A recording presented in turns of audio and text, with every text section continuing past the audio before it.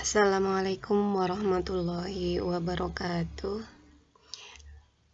Selamat datang peserta didik baru siswa-siswi MTS Ma'arif NU1 Purwokerto Barat yang Bu Nana banggakan.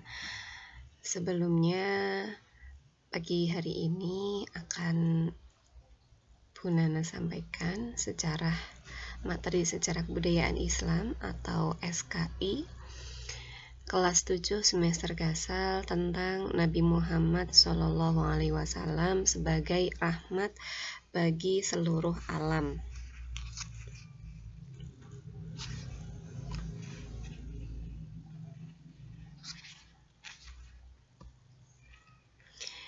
Karena kita masih baru, belum begitu mengenal satu sama lain, jadi Bu Nana akan memperkenalkan diri seadanya dulu, gitu ya anak-anak. Nama Ibu adalah Mahdalena Hoirunisa, SPD, alamat di Jalan Ahmad Zain, RT 2 RW 3, Pasir Kidul, Purwokerto Barat. Tempat tanggal lahir Banyumas 19 Januari 1996. Hobi bermain musik, membaca dan mencoba hal-hal yang baru. Kemudian moto hidup, jalani hidup hari ini dengan penuh rasa syukur dan berikan yang terbaik yang kita mampu agar kita tidak menyesalinya di kemudian hari. Untuk foto nanti bisa menyusul ya. Kemarin juga sudah ditayangkan di materi Matsama. Sepertinya kalian sudah melihat foto atau muka dari Bu Nana. Nah, sebelum masuk ke materi, kita harus tahu nih apa saja yang harus kalian capai nantinya, apa saja yang harus kalian pahami materi-materinya. Kemudian inilah kompetensi dasar yang nantinya soal-soal dari evaluasi PTS, PAS pun akan mengacu kepada kompetensi dasar yang sudah ditayangkan.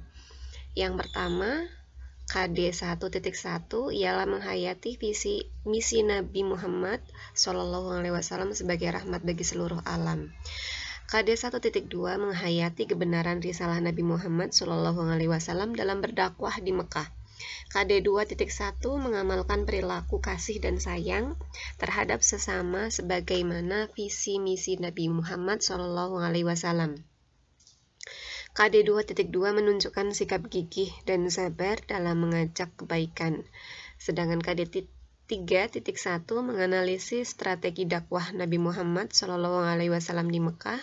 KD 3.2 menganalisis strategi dakwah Nabi Muhammad SAW di Mekah. Kemudian KD 4.1 menyimpulkan Nabi Muhammad SAW sebagai rahmat bagi seluruh alam. Dan KD 4.2 mengolah informasi tentang strategi dakwah Nabi Muhammad SAW di Mekah. Jadi KD 1 itu lebih ke sikap spiritual yang nantinya bisa kita tiru, kita terapkan di kehidupan sehari-hari. KD 1 dan 2 meliputi aspek sikap afektif, di mana KD 2 kita bisa meniru sikap-sikap atau perilaku dari Nabi Muhammad, yakni beliau yang memiliki sifat kasih dan sayang, sikap gigih dan sabar. Nah, KD ketiga ini yang berhubungan dengan materi pengetahuan atau kemampuan menghafal dan menganalisis, kemudian memahami. KD keempat ini biasanya bersifat kepada keterampilan kalian dalam menceritakan, keterampilan kalian dalam mengolah informasi, dan lain sebagainya. Ini adalah bagan dari Nabi Muhammad SAW, di mana Nabi Muhammad ini lahir pada tanggal 12 Rabiul Awal tahun Gajah, tepatnya tanggal 20 April 571 Masehi. Kemudian beliau adalah anak dari seorang ayah bernama Abdullah bin Abdul Muthalib dan ibunya yang bernama Aminah binti Wahab. ayah ibunya ini kalau diurut-urutkan nantinya masih satu keluarga di keturunan datuk atau di keturunan nasabnya kakek Nabi yang bernama Kilab atau Datuk Kilab. Datuk itu artinya kakek. Jadi kakeknya ini kakek Kilab yang mana masih menjadi kakeknya Abdullah bin Abdul Muthalib, Aminah binti Wahab.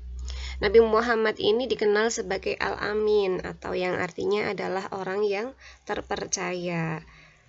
Jadi beliau memiliki teladan atau akhlak yang baik, teladan dialogis yang sukses melakukan resolusi konflik antar suku yang nyaris berakhir. Nantinya akan disampaikan di tengah materi. Kemudian misi diutusnya Nabi ialah sebagai rahmat bagi seluruh alam. Jadi Allah ini memberikan tugas kepada Nabi Muhammad ini untuk apa? Sebagai rahmat bagi seluruh alam. Iya, rahmat bagi seluruh alam ini kira-kira maksudnya apa? Memberi kedamaian. Kedamaiannya bukan hanya untuk orang Islam, tetapi untuk kaum atau golongan agama-agama yang lain. Ada kisah-kisahnya nanti, baik yang berhubungan dengan agama Yahudi, dengan suku-suku lain, bagaimana beliau bersikap dan bijak dalam menghadapi masalah-masalah yang ada. Itu adalah sikap-sikap yang harus kita tiru. Karena apa? Nabi itu adalah uswatun hasanah. Bahkan ada yang mengatakan Nabi itu seperti Al-Quran yang berjalan. Kenapa? Karena akhlak segala isi Al-Quran itu ada pada diri Nabi. Artinya apa? Teladan yang patut kita contoh adalah baginda Rasulullah Muhammad Shallallahu Alaihi Wasallam.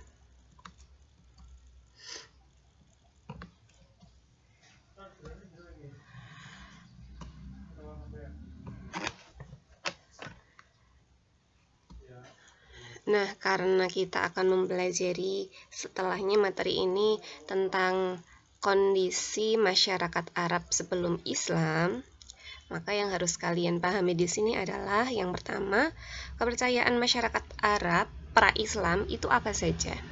Pra di sini ini artinya adalah sebelum. Jadi sebelum Islam datang, kondisi masyarakat Arabnya itu seperti apa? Jadi kalian harus bisa membedakan nih antara kata pra dan kata pasca. Kalau pra itu artinya sebelum, tetapi kalau pasca itu artinya setelah. Nah, kepercayaan masyarakat Arab pra-Islam di sini mereka ini menyembah berhala batu-batuan. Jadi mereka ini disebut sebagai masyarakat jahiliyah. Jahiliyah ini artinya bodoh. Bodoh di sini mereka bukan berarti bodoh secara akal pikiran, tidak bisa membaca, tidak bisa berpikir dan lain sebagainya, bukan, tetapi bodoh dalam hal keimanan. Coba kita bayangkan, batu menyembah berhala. Berhala itu patung, terbuat dari batu, diukir oleh manusia. Artinya apa? Berhala ini dibuat oleh manusia. Benar, dibuat oleh manusia. Tetapi kenapa disembah? Kan aneh. Manusia menyembah apa yang mereka buat. Jadi ini yang akhirnya mereka disebut sebagai masyarakat yang jahiliyah. Kemudian selain masyarakat penyembah berhala, di sini juga ada masyarakat yang menganut agama Yahudi, Nasrani, Majusi, dan Sabai.